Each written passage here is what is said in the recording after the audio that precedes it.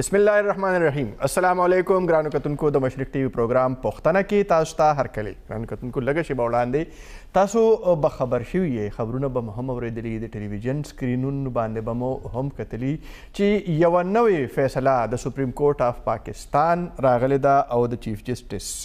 په مشرۍ کې چې کوم بینچ و هغې د میا نواز شریف د نااهلۍ په هکله یوه بله فیصله ورکړه او هغه فیصله دا ده چې هغه د وزارت عظما دپاره خو نااهل و، خو اوس د پارټۍ د صدارت دپاره هم نااهل دی. دغه فیصله سپریم کورټ آف پاکستان ورکړه. د تیرو څو ورځو نه که موږ وګورو نو د میا نواز شریف یا د مسلم لیگ د مهمو کسانو د عدلیې په ضد بیانونه هم راتله، په هغې تنقید هم کېده. بل طرف ته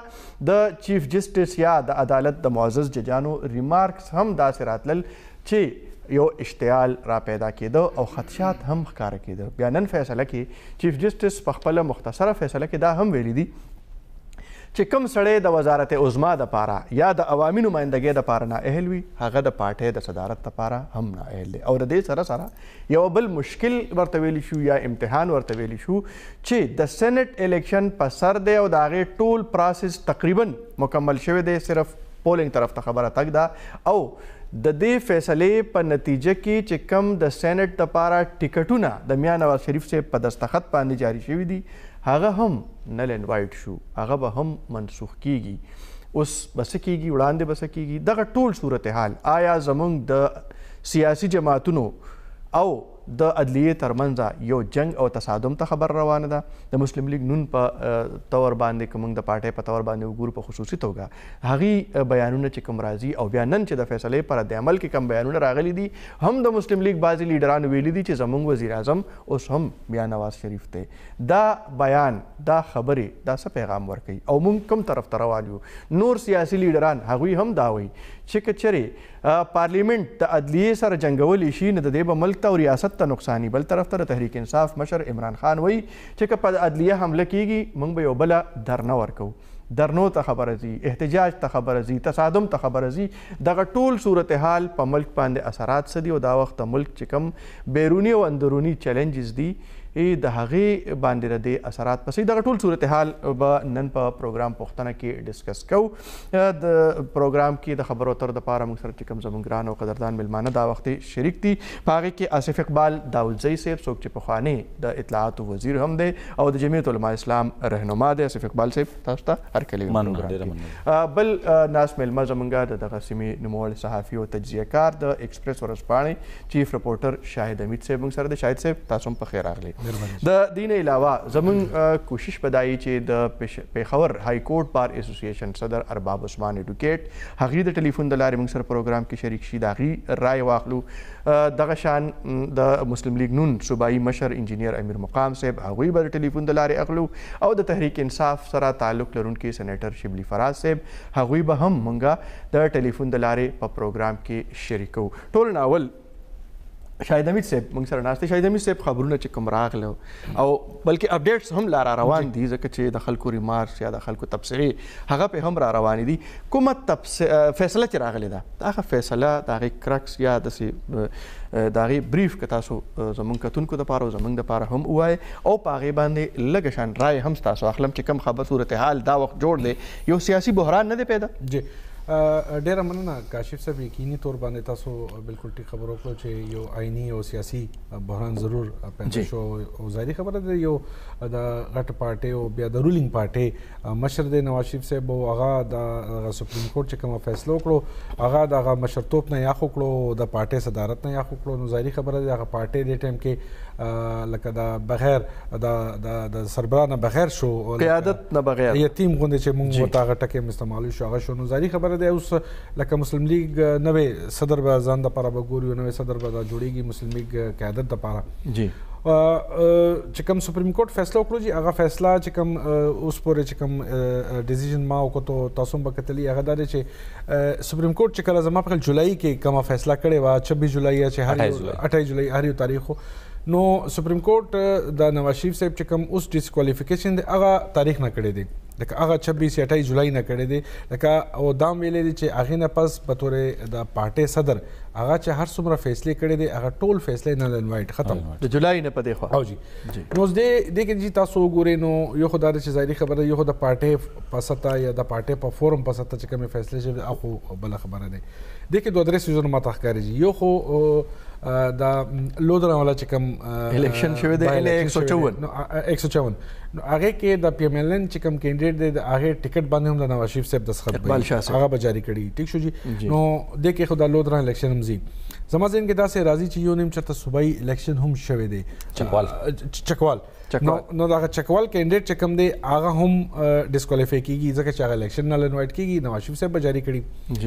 درېیمه خبره چې کوم دی هغه سینټ انتخابات دی.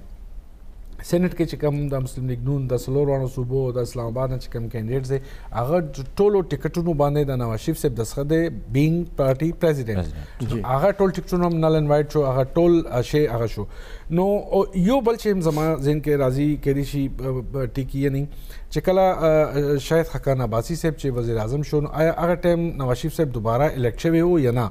بینګ پارټي پریزیډنټ الیکټ شوی و نه چې چېرې هغه الیکټ شوی دی هغې په صدارت کې اجلاس وشو او هغې صدارت کې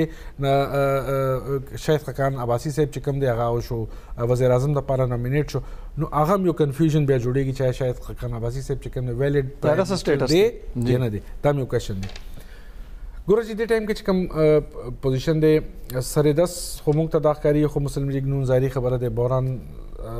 رالو ډېر غټ بحران رالو هغې ته هغه د درپیش دی. بیا بله خبره دا دی چې مسلم لیگ نون ظاهري خبره ده د افیشلی جواب نه دی ورکړی او زما خپل خیال پالیسی بیان نه دی راغلی. پالیسی بیان یو خو سبا څوک مشر به ورکړي یا کېدای شي پارلیمنټ پترو قومي اسمبلی پترو چې کوم دی هغه خپل دا رایې اظهار وکړي. دویمه خبره چې کوم دی چې سینټ انتخابات تاسو ښه خبرې چې ټول پروسس شوی دی فاینلیسټ تقریبا شوی دی فاینلیسټ راغلی یو ټول کینډیډیټس مخې ته راغلی. اوس 3 مارچ باندې الیکشن دی پولینګ وکیږي. اوس دې ټیم کې هغه د مسلم لیگ نون کینډیډیټ چې کوم دی هغه پکې وړاو شو نو آیا اوس الیکشن کمیشن اف پاکستان څه کوي دی عمدیو کینډیډیټس ته دوباره موقع ورکوي چې هغه د پارټي ټیکټ نوې ټیکټونه چې کوم جمع کړي چې هغې باندې د ایکټینګ پریزیډنټ دی یا سینیئر وایس پریزیډنټ دی یا چې هر څوک دی د هغې دستخط دی یا د پارټۍ جی ایس چې کوم دی د هغې. دا هم یو سوال دی چې آیا دې کې آصف صاحب به زموږ رهنمایي کوي چې آیا د ټیکټ باندې دستخط د پریزیډنټ دا ضروري دی که نه جنرال سیکرټري هم کولی شي تاسو چونکې سیاسي جماعت سره تعلق هم دی د صوبې وزیر اطلاعات هم پاتې څه ګڼئ تاسو؟ بسم الله الرحمن الرحیم. دا جنرالي کومه فیصله دا خو زما په خیال باندې د پاناما کیس د فیصلې هغه تسلسل روان دی د ټایم کې چې کوم زموږ څنګه چې زموږ خبرو که چې هغه یو آئیني او بحران دوباره د ټایم کې پیدا شو زه وایم چې ډېر غټ آئیني بحران پیدا شوی دی. ټیکټ جاری کول دا د چې کوم زموږ الیکشن لاز دي نو په هغې کې دا اختیار صرف صدر سره وي چې هغه ټیکټ چې کوم ځای کې د پارټي نامینیشن وي نو ټیکټ به د پارټي پریزیډنټ هغه به ایشو کوي نو که هغه د قومي اسمبلی الیکشن دپاره وي او هغه د سینټ الیکشن دپاره وي. جو وضاحت به زه وکړم چې خاقان عباسي چې کله پی ایم شوی دی نو د هغه تایید او تجویز هغه ایم این ایز کوي هغه به هاوس کې دننه سیټینګ ایم این ایز چې کوم دی نون والا دی هغې کې ټیکټ ضرورت نه وي. هغه خو چونکې رولینګ پارټي ده یا میجورټي پارټي نو خپل هغې کینډیډیټ فیلډ کوي. خو بهرحال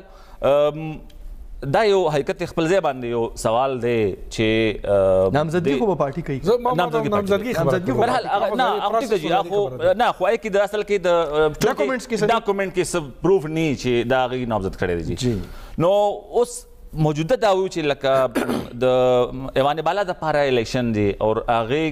کې دا یو ډیسیژن راځي او دې ټایم کې د نون کینډیډیټس که فرض کړه د هغې اتھارټي لیټر یا د هغې لیټر ورسره د میاں نواز شریف صاحب د دستخط لاندې دی نو هغې دې ټایم کې آزاد کینډیډیټس شو یو څه باندې ولې چې هغې سره پارټي نامینیشن چې کوم دی هغه کینسل شو نو هغې نامینیشن پیپرز خو ایکسچینج شوي دي پاتې نه شو جی نه جی کینډیډیټس خو دي جي خو هغوی آزاد سټیټس راغی. اصل کې دا وي چې کله چا سره پارټي ټیکټ جمع شي نو هغه د پارټي نمایندګي شروع کړي ادروایز کینډیډیټ هغه دی هغه چونکې یو پروسس کمپلیټ شوی دی نو سینیټرشپ دپاره کینډیډیټس دغه دي خو د دې په شا باندې کله دغه د نښه د نون وه هغه نښه یو چونکې یو قانوني ایشو ده او دې وخت کې د پېښور های کورټ بار اسوسییشن صدر ارباب عثمان ایډوکیټ هغوی موږ سره په لاین دي ګورو چې هغوی څه وایي. السلام علیکم ارباب صاحب. وعلیکم السلام ورحمۃ الله. ارباب صاحب تاسو ته پروګرام کې هرکلی وایم او دا وخت په ملک کې چې کوم موږ ته وګورو یو سیاسي او آئینی بحران را پیدا دی. د میاں نواز شریف په هکله باندې یو بله فیصله د سپریم کورټ آف پاکستان راغله. یو خو د یو ماهر قانون په حیثیت باندې په دې هم تاسو تبصره غواړم تاسو د دې سره سره خبرې دا کیږي چې یاره د سینټ الیکشن دپاره چې کوم ټکټونه د میاں نواز شریف په دستخطونو په حیثیت صدر جاري شوي دي هغه نل انوایټ شو. د لودرا د الیکشن دپاره د امیدوار خبره پکې هم کیږي. د وزیر اعظم چې کوم شاهد خاقان عباسي د هغه نامزدګي شوي و د هغې خبر دغه ټول صورتحال کې تاسو څه ګڼئ چې قانون او آئین څه وایي د دغه امیدوارانو حیثیت به اوس څه؟ بسم الله الرحمن الرحیم. ډیره مننه جی. دا سپریم کورټ په فیصله راغله کنه جی. جی نو دا خو څنګه دغه نشته چې ریټراسپیکټیو افیکټ به دی له ورکوي که نه؟ ورکړی دی جی ورکړی دی جی جی جی ریټراسپیکټیو افیکټ اوس کا هغې والا ورکړي وي که نه؟ الو आवाज تاسو جی आवाज تاسو کاټ کیږي. ارباب صاحب موږ دوباره تاسو ملاوو نو خبره به لږه وضاحت سره دوباره تاسو ته کال ملاوو د आवाज کې لږ فرق راځي. جی شاهد صاحب د آصف صاحب چې کومه خبره اوچته کړه د شاهد خاقان عباسي حوالې سره نو د فیصلې یعنی هغې کې داسې ډاکومنټډ دغه خو نه وي خو فیصله خو بیا هم د پارټۍ د یو مشر په مشرۍ کې کیږي او دغه هم یو سوال په خپل ځای باندې دی. خو د دې سره سره یو بل صورتحال طرف ته اوس موږ ځو په هغې کې به تیزي راځي. هغه کومه خدشه چې ښکاره کېده څو ورځې وړاندې وزیر اعظم صاحب هم ویلي چې یاره پارلیمنټ کې د ججز کنډکټ دا ډسکس کول پکار دي د دې لپاره او دا هم وایي چې یاره لږ دې لپاره څه آئیني ترامیمو خبره هم کېږي. څه ګڼئ تاسو زموږ صورتحال سیاسي تلخې طرف ته نه دی روان؟ ګوره جي یقینا یو خو زما ذهن کې داسې راځي چې کوم د ډسکوالیفیکیشن دوه کیسونو د جهانګیر ترین او د نواز شریف دا هغو کلب کړی و. نو آی ډونټ نو چې جهانګیر ترین کیس اوس چېرته سټینډ کوي یا د هغې سټیټس څه دی. یو خو دا کیدای شي ارباب عثمان صاحب چې کوم دی هغه دا شی واضح کړي. دویمه خبره چې کوم دی ګوره جي بحران خو ډېر غټ بحران پیدا شو دې ټایم کې. مسلم لیگ یو غټ پارټي خو دی لکه دا خو یو حقیقت ده چې څوک مني یا نه مني. او نواز شریف صاحب چې پارټۍ پریزیډنټشپ نه چې اخم شو نو مسلم لیگ نون خو شته پارټي خو شته خپل ځای کې. داسې خو نه دی چې پارټي ختم شو. پارټي شته او رولینګ پارټي هم دی او پنجاب کې هم حکومت دی سینټر کې هم حکومت دی ورسره. نو ظاهري خبره ده پارټي خو خپل فیصله به کوي. داسې خو نشي کېدای چې پارټي بالکل غلی شي یا پارټي ډیفینیټلی څه نه څه ریئکشن خو به کوي. هغه ریئکشن موضوع انداز کې هم کېدای شي تھرو پارلیمنټ هم کېدای شي ادروایز هم کېدای شي ځکه چې د هر پارټۍ کې جذباتي خلک هم هي دا خو تاسو خو خبرې یې. او چې کله موږ دې خبرو ته ځو نو دغه 2014 کې چې کوم دھرنا شوی نو هم څه موضوع اقدام خو نو یا هغې نه علاوه چې کوم د دھرنو خبره کېږي د مظاهرو خبره کېږي هم څه موضوع اقدامات نو. نو ظاهري خبره دي چې دغه ټول کاته او دغه ټول سیزون رواني. اوس اصل خبره بدای چې مسلم لیگ نون لیډرشپ چې کوم دی هغه څه کوي جی آیا هغه تصادم اړخ ته ځي یا هغه چې کوم دی نو افهام متفهیم ته ځي. نو تصادم اړخ ته ځي نو هغې خو یقیني طور باندې ډېر لاس پوي د پوره ملک ته به نقصاني د ادارو ته به نقصاني ځکه چې اوس ظاهري خبره 2-3 میاشتې پاتې دی دې نه پس دغه اسمبلیانې اسم بځي او نوې الیکشن به کېږي. خو دې ټایم کې چېرې شاهد خاقان عباسي صاحب مثلا یو آپشن دا هم کوي چې اسمبلي ډیزالو کړي نیشنل اسمبلی ډیزالو کوي. نو دا خو د هغې پریروګیټیو دی دا خو د هغې اختیار دی. څوک دا نشي ویلی چې ته ولې ماتې دا خو هغې اختیار دی. ونس هغه ایډوایس ورکړي 48 اورس کې چې پریزیډنټ پې دستخط کوي یا نه کوي اسمبلی به ډیزالو وي نو دا خو د هغې اختیار دی. دغه شانتې د پنجاب نون لیگ حکومت دی او چېرې پنجاب کې هغه څه داسې اقدام ته ځي نو دا ارباب صاحب موږ سره بیا په لاین دی لږ د هغې قانوني. السلام علیکم ارباب صاحب آواز راځي اوس؟ وعلیکم السلام جی ټیک شو جی آواز راځي. جی ارباب صاحب موږ خبره کوله د دغه آئینی بحران او د دغه سیاسي بحران په دې کې په دغه چې کوم د سینټ د ټیکټونو خبره ده د لودرا د چې کوم کامیاب امیدوار د هغې خبره ده څه ګڼئ ستاسو قانون آئین پاکستان په دې حوالې سره څه وایي؟ ډېر مهرباني جی دا واقعي چې د ملک کې دا کرایسس چې کوم صورتحال دی دا موږ خو یو طرف ته دا سپریم کورټ دا فیصله ده جی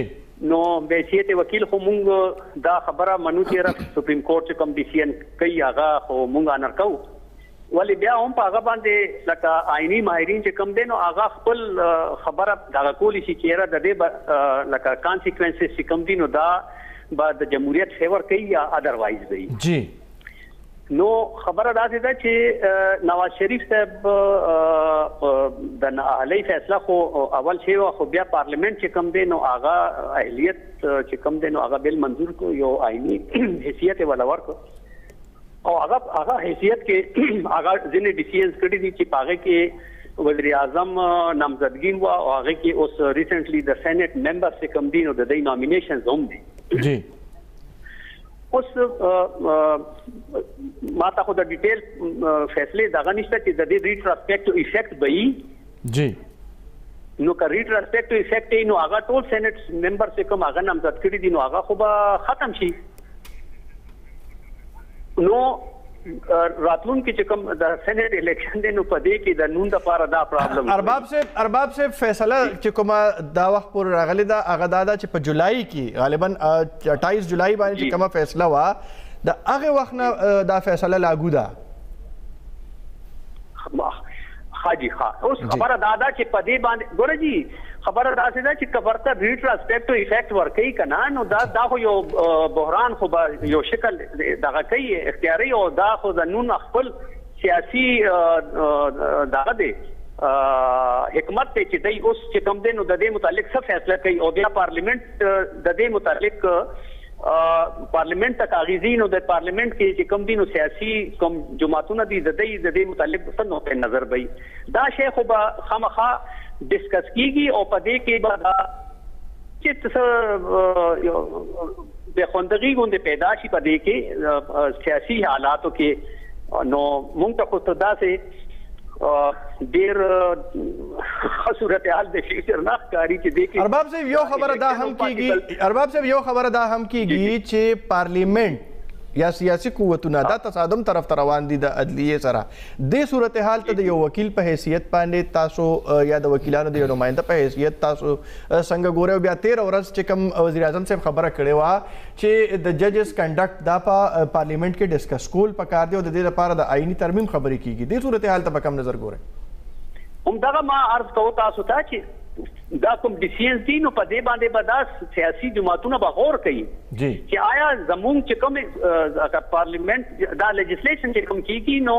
دا صرف دا خو نه ده چې د نواز شریف متعلق یو خبره رااله فیوچر کې نور داسې فیصلې کې دی شي نو کچرې سپریم کورټ غواړي اني ټایم نو هغه به سټرک ډاون کوي لکه دا هغه حیثیت کوم دی د هر یو ادارې چې خپل سرکل کې دننه هغه دی خود مختار یو فیصلې کوي نو هغه صورتحال چې کوم دی نو هغه متعلق داسې تشویش سره مونږ ګورو چې یاره که دا صورتحال قایم پاتې شي نو بیا خو به مونږ ته خو ښه فیوچر نه ښکاري د جمهوریت د پارلیمنت آئین د دې دغه کې ارباب صاحب تاسو نه ګڼئ چې ملک کې یو داسې بحران طرف ته ځي چې بالکل بندې ګلې طرف ته ځي ځکه چې دام یو سوال دی چې پارلیمنت چاته چې مقننه ویلی شي چاته چې قانون ساز اداره ویلی شي هغه به قانون جوړوي سپریم کورټ په هغه قانون ختموي یعنی سپریم کورټ او عدلیې سره خو د قانون د تشریح خبره کیږي چې د هغې اختیار دی آیا هغه قانون ختمولی شي نو تاسو یو سیاسي فکر هم لرئ او تاسو د جمهوریت خبره هم وکړه نو دلته خو د نظریې ضرورت تحت ډېرې فیصلې شوي دي بیا په داسې وخت کې داسې فیصلې کول چې الیکشن هم رانږدې دی او ملک دې وخت کې اندروني او بیروني چیلنجز سره مخامخ دی په دغسې حالاتو کې تاسو څه ګورئ دې فیصلې ته موږ خو دا ګورو چې زموږ برادرۍ کې به دا تشویش وي فرض که دا شی لږ نور مخکې ځي نو دې سره به لکه په دې باندې به زموږ میټینګز کېږي په باررومز کې به کېږي زموږ دغه به لکه سمپلی دا نه ده چې یاره یو فیصله وشو دې کې صرف دا نه ده چې یاره د پارټۍ په حیثیت موږ دا ګورو چې یاره دا د کومې پارټۍ خلاف فیصله رااله دا هم کتی شي چې آیا د آئین مطابق دا ډیسیژن چې کوم دي نو دا آیا زموږ د پارلیمنت او د جمهوریت په دغه کې دا فایدهمند وي که ادروایز وي ځکه چې دې وخت سره مونږ چې کوم دی نو داسې یو صورتحال سره مخامخ یو چې تاسو افغانستان کې 37 ملکونو فوجونه پراته دي او هغه روزانه تاسو د پاره نوې تھریټس چې کوم دي نو هغه تاسو ته دغه کوي نو که تاسو دا بحران پیدا کوي البته دا صورتحال دی نو موږ به کوم طرف ته ځو. ارباب صاحب د یو صورتحال داسې هم ښکاري په تیر یوې هفتې یا د 10 ورځو که موږ وګورو نو جلسه کې په جلسه کې د عدلیې حوالې سره بیانونه کېدل بیا په دویمه ورځ چې به کم ریمارکس راتلل د عدالت نه هغه به داسې محسوسېده چې دا د هغې تقریر جواب دی. نو آیا په دې فیصله کې تاسو ته څه داسې ښکاري چې یاره دا فیصله د اشتعال په حالاتو کې شوې ده؟ دا خو دي ښکاره خبره ده چې کله دا نواز شریف صاحب چې کله تقریرونه کول او جلسو ته خطاب کول نو هغه خو ډایرکټ مطلب دا دی عدلیه به ټارګټ کوله جی نمونه به اغشتل لکه دا وی چې 3 کسانو 5 کسانو زو کې موږ د کروڑ خلکو زو نمائنده نو دا شی خو لکه بالکل داسې دی چې تصادم وکنه بالکل سټریټ تصادم نو موږ د صورتحال کې موږ دا وایو چې دې کې لکه د میچورټي اپروچ وکړ دی میچور اپروچ وکړ دی لکه فرض کا زه دا وایم چې را موږ خو د سپریم کورټ احترام کوو هغه یو اداره ده موږ د پارلیمنت به احترام کوو د آئین احترام به کوو نو دا ټولې خبرې چې کوم دي نو هغه ون سایډډ نشي کېدی جی بلکې زه خو هغه خبره کوم چې کله سینټ چیرمن رضا ربانی صاحب یو تجویز وړاندې کړو جی چې موږ سره د کینی آرمی موږ سره د آرمی کینی او موږ سره د خبرې وکړي جی چیرې د دیش مطلب تھرد آپشن چې کوم دی وے آؤٹ پکار دی چیرې بلکې موږ دا وایو چې یاره که فرض دونه سیریسلی موږ په دې کې انوالي نو بیا د کې دي نی او یو فیصله دا وکړي چې آرمی لا په آئین کې یو کردار ورکړي جی چې دا خبره فارغ اوس خو ارباب صاحب تش د آرمی د کردار خبره نه کیږي اوس خو به د جوډیشري د کردار خبره به هم کیږي پکې ګوره جی اوس ډېرې خبرې دي خو بهرحال موږ خو دا وایو چې جوډیشري کومه اداره ده هغه د خپل کار کوي پارلیمنت خپل کار کوي او زمونږ آرمی اداره ده مونږ ریسپیکټ کوو هغه د خپل ډومین کې دی ناستي او چې څه کوي نو مونږ ډېره مننه کوو ارباب محمد عثمان صاحب ایډوکیټ د کورټ بار اسوسییشن صدر تاسو موږ ته وخت راکړو او خپله ماهرانه رایې مو موږ سره شریکه کړه. ګرانو کتونکو خبرې اترې تاسو اورېدې او ارباب صاحب خبره وکړه چې ټولې ادارې دې په خپلو حدونو کې دننه خپله ذمهداري ترسره کوي نو ملک په ټیک رواني. د جمهوریت خبره هم هغې وکړه د پارلیمنت خبره هم وکړه د میچور فیصلو خبره هم وکړه روان دي ګورو چې د سیاسي جماعتونو څه موارد جوړیږي د سیاسي لیډرشپ څه کردار جوړیږي او د هغې نه توقع څه ساتلی شي او بیا په داسې حالاتو کې د نور چې کوم سټیک هولډرز دي د هغې څه موارد جوړیږي په دې باندې به خبرې کوو خو وخت د دمې شوی دی وړه شان دمه کوو بیرته راځو تاسو موږ سره اوسئ.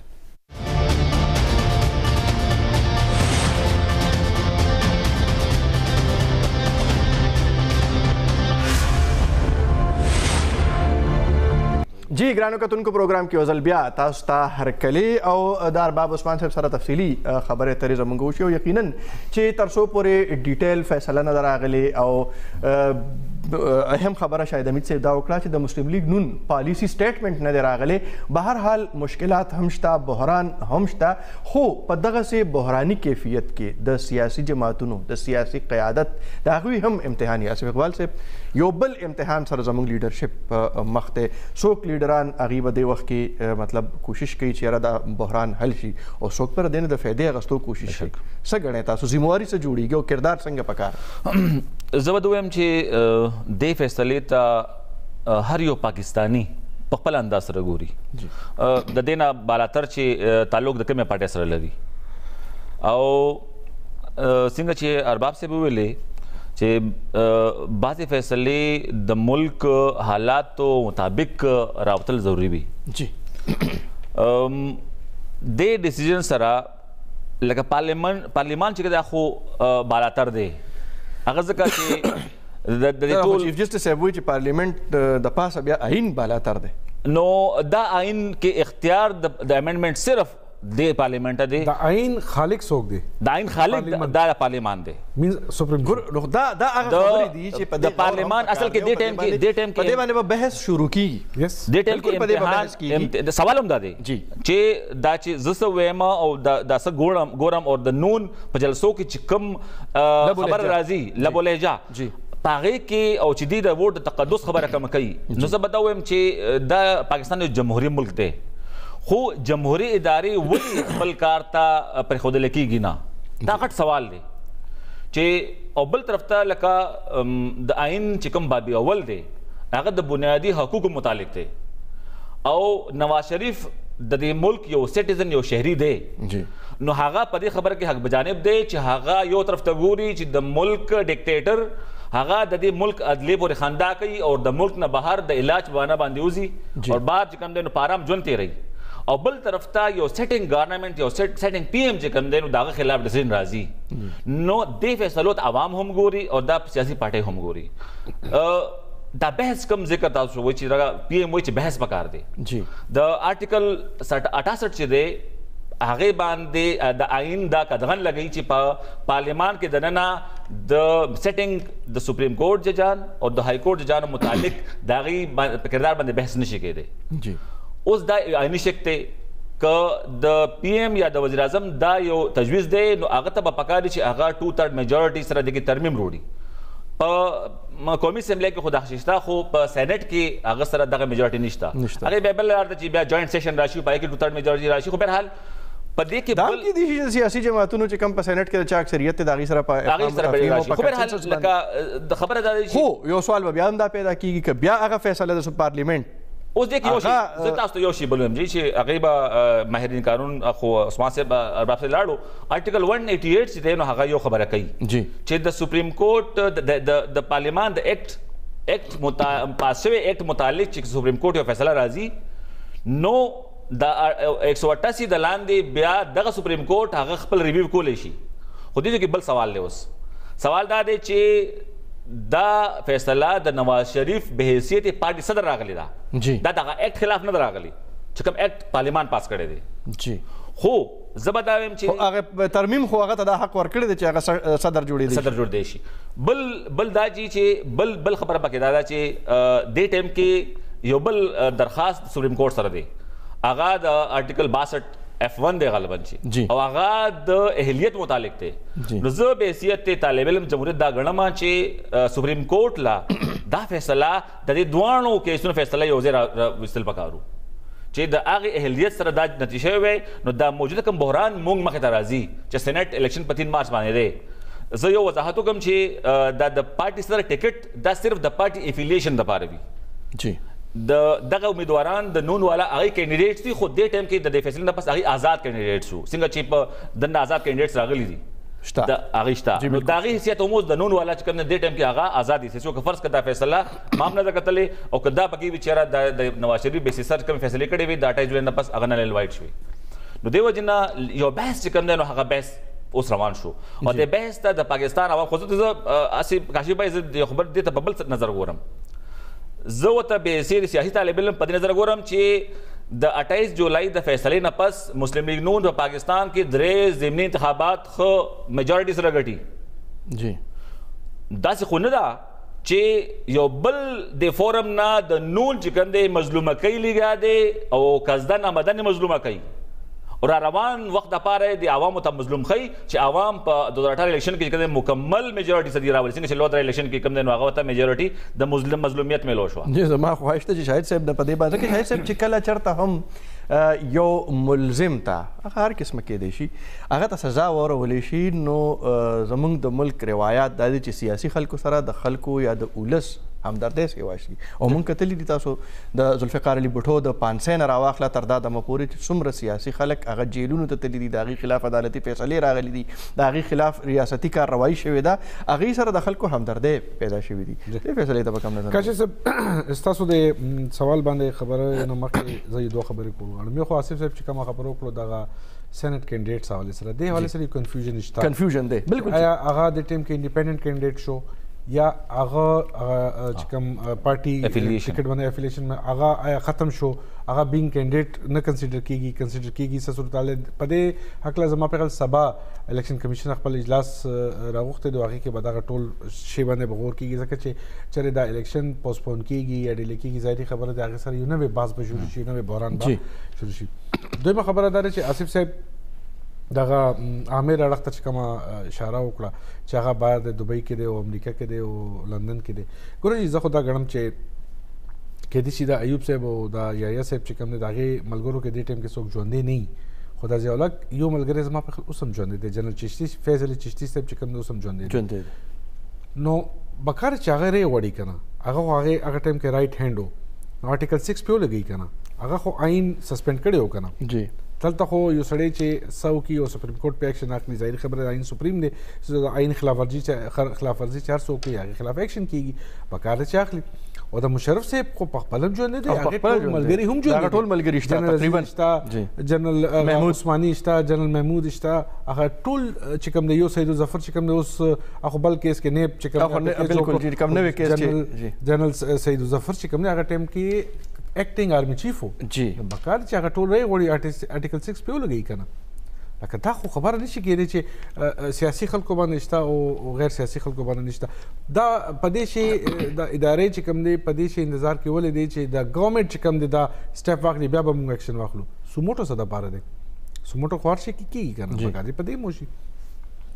دویمه خبره دا دی چې کاشف صاحب یقیني طور باندې دغه صورتحال چې کوم دی دا اهم صورتحال نه دی سوري یو خبر ماته بل رایاد شو دا آصف صاحب د آرټیکل 188 حواله ورکړو تاسو ته به یاد وي آصف صاحب هغه ټایم منسټر انفارمیشن ګورنمنټ ته یو حزب بل پاس کړو بالکل جی حزب بل پاس صوبایي اسمبلی پاس کړو او گورنر صاحب ته دستخط وکړو هغه ایکټ جوړ شو پریزیډنټ اف پاکستان چې هغه ټایم مشرف وو پرز مشرف هغه لاړو سپریم کورټ ته لیټر ولیکلو ریفرنس ولیکلو چې دا د آئین خلاف دی متصادم دی لہذا سپریم کورټ هغه شی نه انوایټ کړو شی واپس لاړو صوبایي اسمبلی دی دوباره پاس کړ هغه دوباره لاړو پریزیډنټ اف پاکستان دوباره نه انوایټ کړو نو هغه هم یو پوزیشن شته خو چونکې هغه صوبایي اسمبلی او ډایرکټ هغه کنټراست یا هغه تصادم والا صورتحال نه پیدا کېدو دلته امکان شته مثلا سبا پارلیمنٹ دغه شی دوباره پاس کی جی دوباره حق ورته ورکي نو ډیفینیټلی سپریم کورټ به بیا راځي بیا به دغه شی کوي نو دا یو دغه پوزیشن شته خو اصل خبره دا دی چې د پارلیمنٹ اوس دغه څنګه چې د آصف صاحب دغه ججانو هغه حوالې سره خبرو کړو چې په خبره نشي کېدای آئین د لاندې سبا هغه د آرټیکل کې امنډمنټ جوړ بیا 168 نو هغه به بیا څه پوزیشن خو بیا اوپن شو که نه جي یا سبا مثلا دا یو بحث روان دی چې دا ججانو چې کوم هغه ایج لیمټ دی هغه 15 شپېته نه کمی یو شپېته ته راولي چې هغې سره د ټول تقریبا پی سی او ججان چې کوم دی دا به ټول آوټ شي بیا به څه صورتحال بیا سپریم کورټ هغه فیصله به ریورس کوي نو دا خو بیا تاسو دا هغه پارلیمان چې کوم حق قانون سازي چې کوم دی لا میکینګ چې کوم رایټ دی دا خو بیا هغې باندې قدغن نه شو دا لکه کېدای شي زه غلط ذهن کې یو خبر راځي ذهن کې خبر راځي چې دا خبر راځي نور خلکو ذهنونو کې راځي چې لکه یو خو سیاسي سټنډ دی یا سیاسي موقف دی چې مثلا زما زه انټي پیملین یم زه خو به سټیټ فارورډ وایم چې جی ډېر ښه وشو زه به ګډېږم زه به مټیانې وشو جی خلکو خوشحالي مناو کړو مناویږي خوشحالي مناویږي دا خو یو سیاسي کارکن په حیثیت باندې هر چا خپل جذبات دي په خپل ځای ټیک دي خو د ملک چې کوم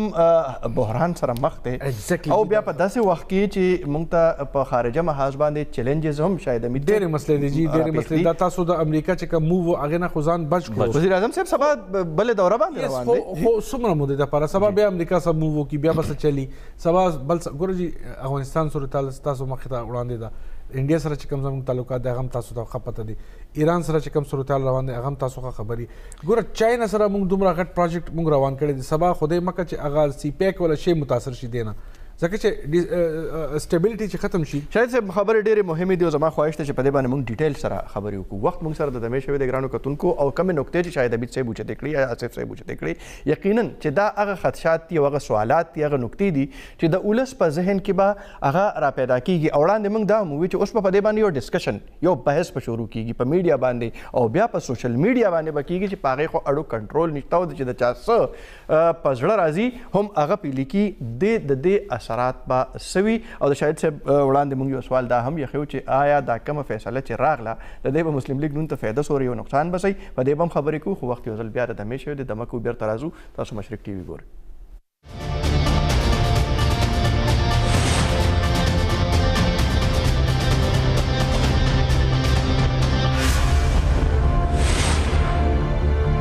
جی ګرانو کتونکو پروګرام کې وزل بیا تاسو ته هرکلې خبرې اترې مونږ کولې د دغه فیصلو چې کومه نن فیصله راغلې ده د هغې د اثراتو بیا په هغې کې د ماضي د بعضې فیصلو حوالې هغه هم ورکړی شي او یقینا موږ دا هم وویل چې اوس یو بحث به شروع کیږي او بیا د سوشل میډیا باعث هغه خو د چا په قابو کې هم نه دی او د چا په اختیار هم نشته هغه به چلیږي په داسې وخت کې چې یو داسې فیصله راغلی د آصف اقبال صاحب چې ملک د سیاسي بحران سره بلکې زه خو دا ګڼم چې د سیاسي سره یو انتظامي بحران هم هغه هم پیدا کیږي په داسې وخت کې چې د ولس د هغې جذبات پسوي او بیا دغه جذباتو ته رخ ورکول مثبت رخ باندې اچول دا د سیاسي لیډرشپ کار دی او په دې کې به د اشتعال کوشش هم کیږي دې ټایم کې ما تاسو ته شروع کې خبره وکړه چې بحیثیت یو پاکستاني د هر سړي خپل جذبات دي دې ټایم کې او د فیصلې ته به هر رخ سره ګوري او جی دا فیصله د دې وخت دا چونکې اسې تعلق د یو پارټي صدر سره دی د دې فیصلې خو چونکې د دغې پارټي صدر په نامینیشن دستخط باندې څه ادارو ته څه نمایندګان چې کوم دی نو هغه عوام منتخب کړي دي نو دې وجې نه د هغې باندې دا د دې فیصلې اثرانداز کېدل یا د هغې متاثره کېدل دا لازمي امر دی ما چې شروع کې خبر وکړي چې دا بحث دا دی بحث ځکه دی چې جمهوري وطن کې د عوامو رایه ده چې عوام خپل ځان دپاره څوک حاکمان یا څوک خادمان ارباب عثمان صاحب یو ډېره مهمه خبره وکړه او هغه نکته چې دا فیصله دا په دې تناظر کې نه دي کتل پکار چې دا د مسلم لیگ نون په ضد باندې دا فیصله وشوه بلکې د دې فیصلې د دې به وروستو حوالې ورکولی کېږي دا به وروستو بطور مثال پیش کېږي او بیا د دې نه وروستو د دې په نورو سیاسي جماعتونو باندې د دې اثرات به وي په دې تاسو کېدای شي بیګا د مولانا فضل الرحمن صاحب د پارلمان نه بهر د هغې انټرویو هغه کتلی وي چې هغې د یو خدشې اظهار کړی چې د ججانو پکار چې فیصلې خبرې وکړي خو زمونږ بدقسمتي دا ده چې زمونږ د ججانو ریمارکس چې کوم دی نو هغه سباله شیخ سرخي لګېدلی وي او هغه بریکینګ نیوز وي نو هسې نه چې سباله څنګه چې نن دا سیاسي خلک دا سیاسي لیډران دا په راښکلی کېږي هم په مباحثو کې هم په تقریرونو کې هم په جلسو کې هسې نه چې سباله دغه ججان بیا دغه رنګې په لارو کوڅو کې راښکلی کېږي نو د هغوی اشاره هم دې ته وه چې د سپریم کورټ د دې فیصلو د دې ملک په مستقل باندې دورس نتایج دي او بحیثیت طالب علم جمهوریت زه به دا وایم چې زما ایمان دا دی چې جمهوري ادارې مضبوطې وي پارلمان سپریمیسي وي نو الله به دا وطن خوشحاله سوکالۍ طرف ته ځي او که نه په هغې باندې وقتاً فوقتاً مختلفې ادارې حملې کوي ځکه چې دغه ادارو ته اختیار هم دا مقننه ورکوي دا مقننه آئین پاس کوي او د دغه ادارو د حدودو تعین کوي چې ستا دا لیمټ دی د حد دی دې نه بهر راوتل ته لپاره اختیار نشته خو زمونږ ګورو چې اوورلیپینګ په دې وطن کې هغه زمونږ د ملک جوړېدو نه پس را روان دی د هغې طرف ته صحیح آرټیکل 6 دغه کې ولې دی اسف صاحب که تاسو ته یاد وي چې کله د افتخار چودھری صاحب ایشو وه په هغه وخت کې د جوډیشل اکټیویزم یوه خدشه ښکاره شوې وه تاسو ګڼئ چې د هغې نه وروستو دا اوس هغه طرف ته صورتحال روان دی زه به دا وایم چې دا زموږ بدنصیبي وه چې سیاسي پارټو دغه په خپل اوږه واغسته او دغه افتخار چودھری غونته یو چیف جسټس هغې په اوږو باندې سور کو او هغې ته چې کوم دی نه مکمل اختیار ورکړو نو دا زموږ وطن کې اصل کې فیصلې وقتي وي او سیاسي فایدې دپاره موږ فیصلې کوو بعضې پارټۍ کوي د هغې نقصان بیا دا وي چې کوم نن هغه د ملک کوم بحران سره مخې ته راغی که د هر ادارې خپل ځای باندې رول وی او دا ورته مام ویلی چې ستا دغه حد دی او دغه حد نه مخکې مه راځه نو د دغې چې کوم کمپین نواز شریف صاحب د لاهور نه تر اسلام آباد پورې چلولی و نن د هغې ټارګېټ او شکار هم دغه نواز شریف په خپله باندې دی جی شاهد امیر صاحب یو خبره اسف صاحب وکړه او چې یاره د ججز چې کوم ریمارکس راځي یقینا په هغې کې د میډیا هم یو کردار دی او موږ چې اوس وړاندې خبره کوله چې یاره دی بحران کې زموږ د سیاسي لیډرشپ ذمهواری جوړیږي هم دغسې د میډیا هم څه ذمهواری جوړیږي دغه بیانونه چې راځي بیا په هغې کې موږ دا هم وکتل چې چیف جسټس اف پاکستان هغه د بعضې خبرونو د هغې وضاحتونه هم وکړل په دغسې حساس معاملاتو کې د میډیا رول کاشف صاحب نن ما کتو دغه جسټس خوسا صاحب چې کوم دی نو هغه چې کله زما په خیال د نیال هاشمي کیس کې چې کله هغه پروسیډینګ کېدل نو هغه ریمارکس یې د سیسیلین مافیا او د ګاډ فادر ټکي استعمال شوی و نن هغه وضاحتونه کول بکار چې اکه ټایم باندې یا چې په دویم ورځ باندې چې کله دغه ټکي دغه ریمارکس چاپ شو بکار چې اکه ټایم باندې کړی چې دا زموږ ریمارکس دا موږ ادروایز کړی دی نن د صفایي څه ضرورت و چې پرون دغه مسلم لیگ نون یو پالیسي ډیوایس کړو پارلیمنت کې تقریرونه وشو او نن چې کوم د هغې صفایي رالو نو ګوره جي دا خو ستاسو خبره بالکل ټیک دی او دا خو یو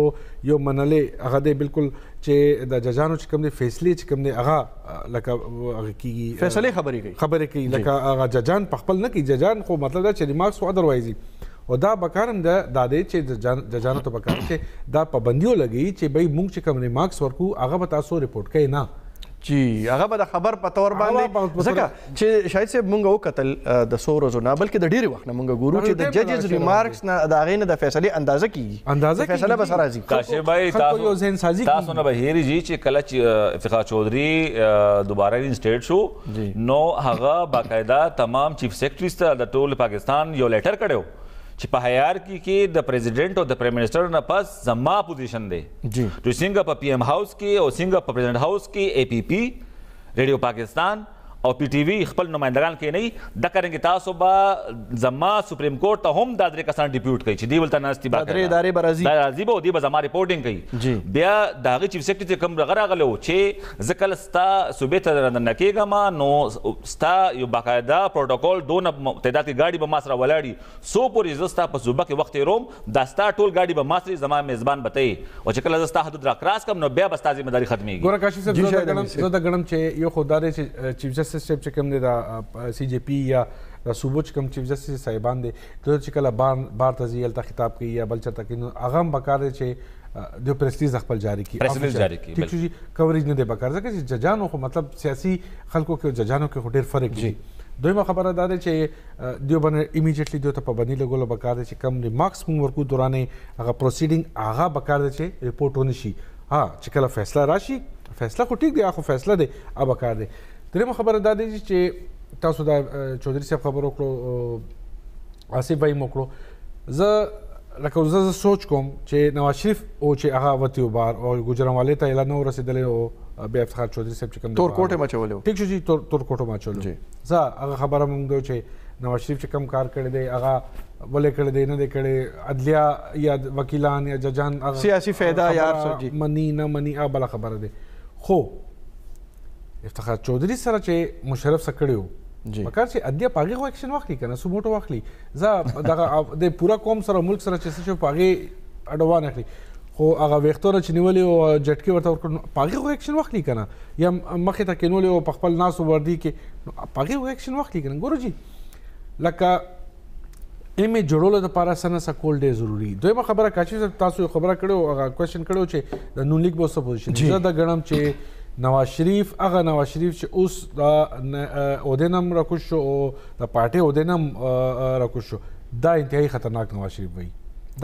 چا دپاره به خطرناک دا د ټولو پارټو دپاره به خطرناک او ټول هغه ادارې چې نواز شریف ته څه میسج ورکوي یا نواز شریف هغه نه غواړي چې نواز شریف په سکرین باندې هغه ټولو دپاره به خطرناک وي ګوره جي نن شهباز شریف هغه د مشرف دور کیسې هم کول چې مشرف منل چې او زه ملاقات هم کوم هم دام کوم ما ته عمران خان ته میسج ورکړو نن هغه خبرې ولې رالې نو خبره داسې ده چې ډېر کلیر خبره دی نواز شریف اوس انتهایي خطرناکي تاسو هغه کمپین نه خو نشئ څارلی که نه ابه سبا روزي الیکشن کمپین مطلب څنګه چې د بنیادي انساني حق خبره وکړه هغه خو د هغه حق دی په طور شهري پابندي لګولی شي چې نه موږ هغه نه پرېږدو یا هغې به د پابندي شو بیا خو بس پانسي ورکوي بیا خو بله لاره نشته